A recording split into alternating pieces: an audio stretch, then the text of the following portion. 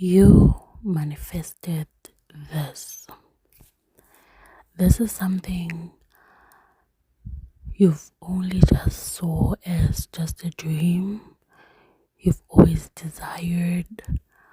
Um, but I'm getting during your life you may have been distracted from this dream or desire.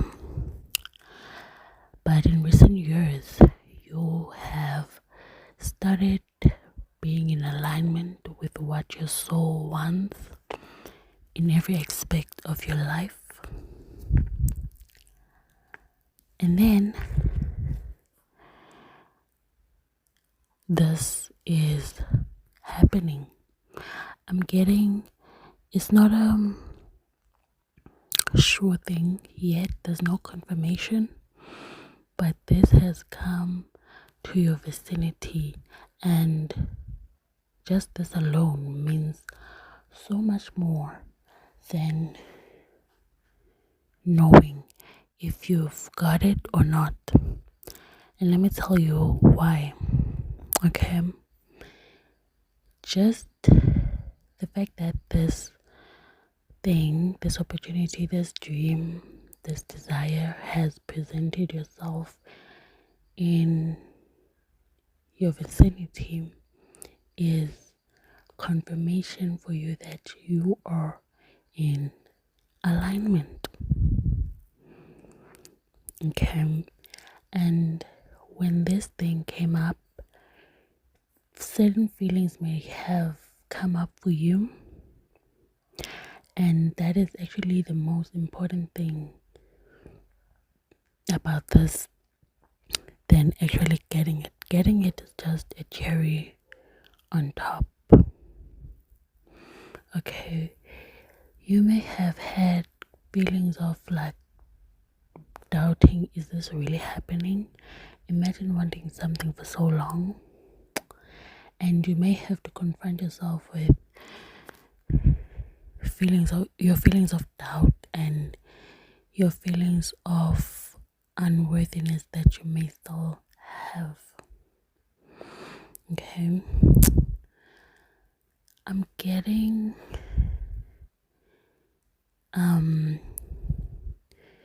this is also an opportunity to complain to God, because there's really nothing wrong with complaining to God. Yes, we're always grateful. Yes, we're always asking for things. Sometimes it's okay to complain. Like when I imagine God, I imagine like a parent, and and sometimes a child, even if they love you, you know, sometimes they complain. The only thing is, do not complain all the time. But if you feel like you have done everything that God has wanted you to do, and something still is not happening, it's okay to complain to God. You know, I feel like things like religion, and just our society teaches us that God is this entity that we should fear. And I think part of being on this spiritual journey is having this really loving parent child relationship with God, where you can throw a little tantrum, because I'm getting that you are afraid that this may be a fluke, or it may be like God will take it away. God will take it away. So I'm getting it's okay to feel like that and complain to God, because you have experienced that type of thing where something was in the vicinity but you did not really get it. So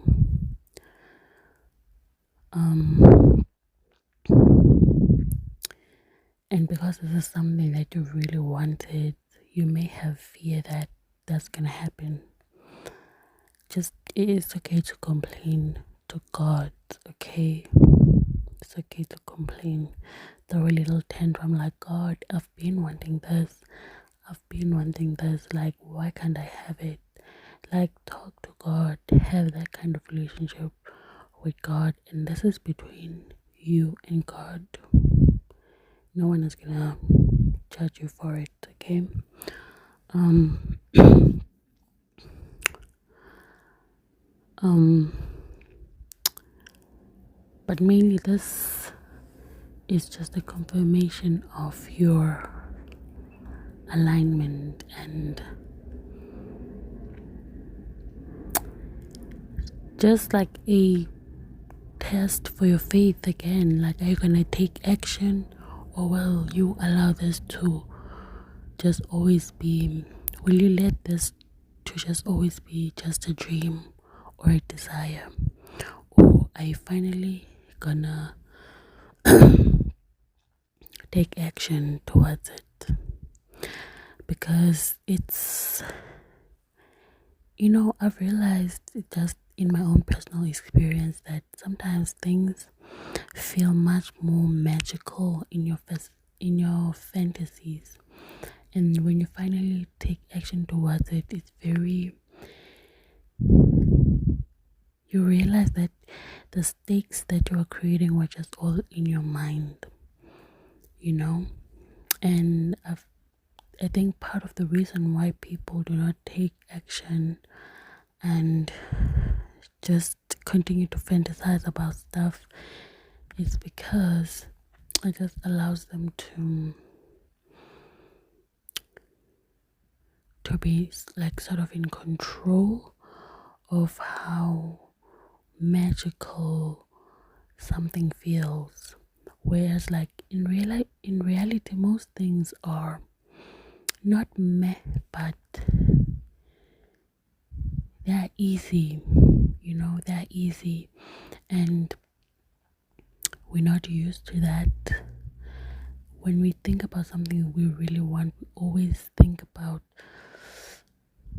how hard it's gonna be, like these ups and downs, and then we're gonna get to a point where finally things settle.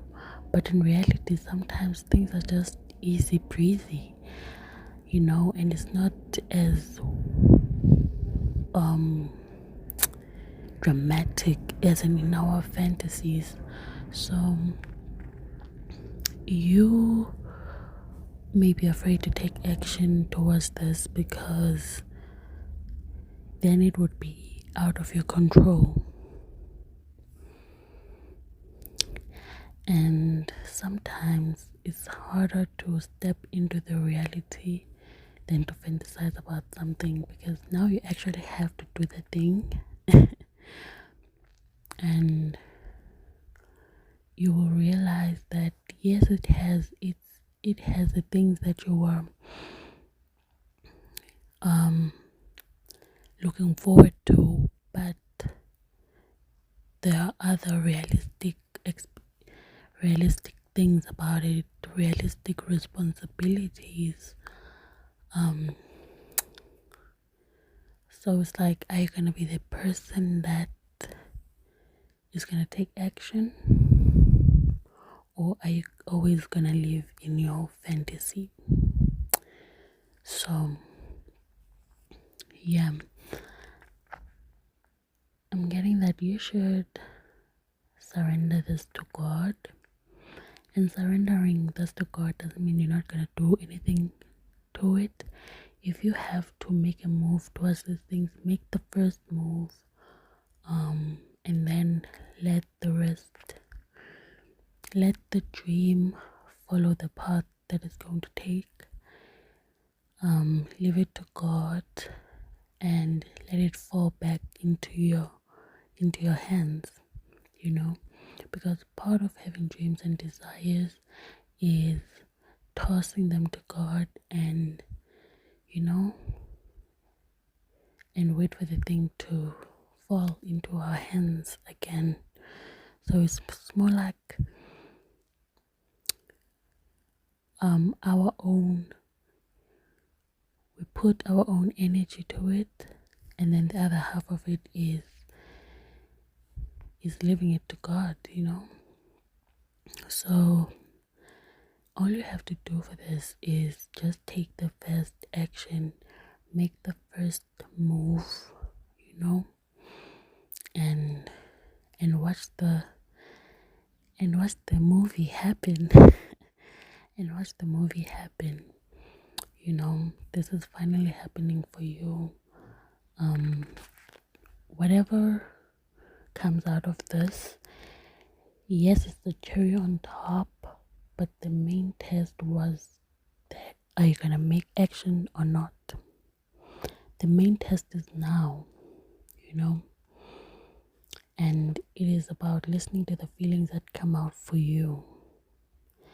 And because I'm getting that the kind of collective that resonates with this is a collective that has dealt with maladaptive daydreaming, living in your head rather than in your reality. So you're in a phase now where all those things you've been fantasizing about, they will suddenly present themselves in your reality, and you will be pushed to live out your fantasies. And it's so much scarier to live out fantasies than in your head, because in your head it feels much safer. It feels much safer because God is like, you are done being an NPC, you are done being a bystander in your life, you are done being the spectator of your life. You are moving from being an object to being a subject of your life, from being an extra to being the main character. And main characters and subjects, they make moves, they are proactive in their life. They don't sit and fantasize, they do stuff. I once heard someone say it like, imagine your life is a movie. Would you watch a movie of a main character who is always just sitting about and just fantasizing about their life instead of actually going through stuff? That would be a very boring movie or series. So think of your life like that, you know. When you make these moves, think about the fact that you're making your life interesting, not just for your imaginary audience, but for yourself too. Like, for yourself too, you know.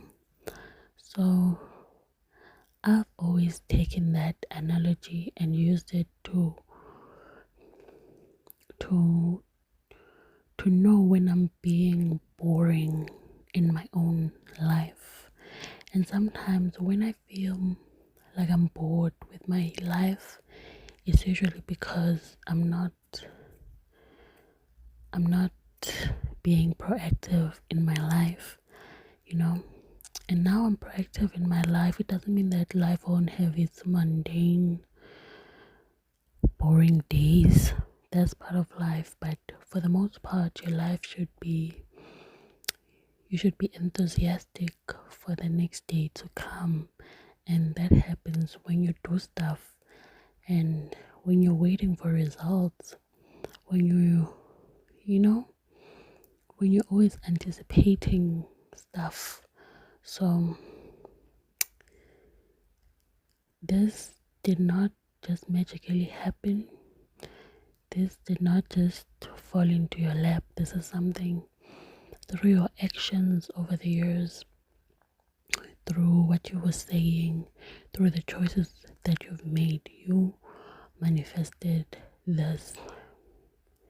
You worked so hard to be in alignment, and finally things are popping up. and God is happy with where you are right now because you are in alignment with where He wants you to be. As you are finally where He wants you to be. So,